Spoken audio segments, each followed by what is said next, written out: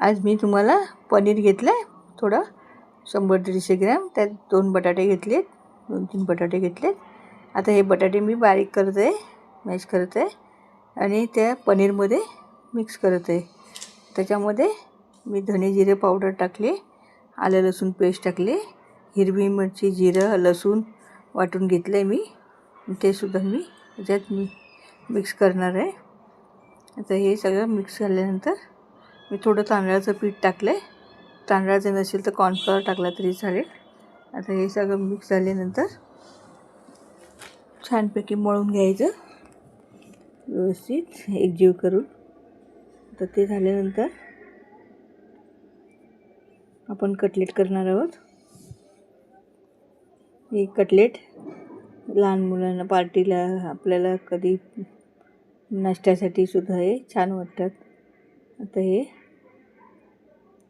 Cutlet मी तयार करत आहे.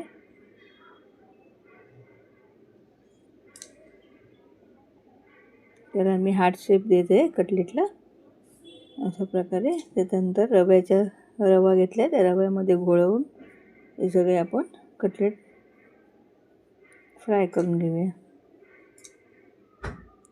हे कटलेट तयार होत आहे.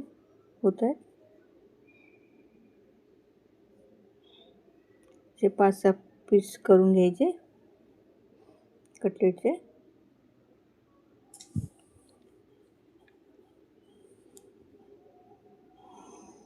आता हे कटलेट तयार झाले.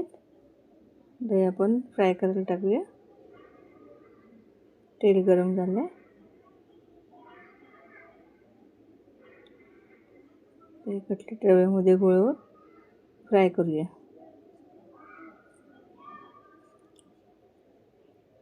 अशा प्रकारे एक एक कटलेट तव्यावरती ठेवून देऊया. तर हे कटलेट चांगले भाजून घेऊया, फ्राय करून घेऊया.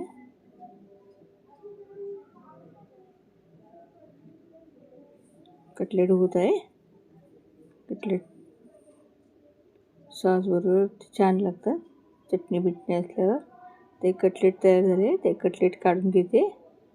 तुम्हाला आवडल्यास लाईक आणि सबस्क्राईब करा.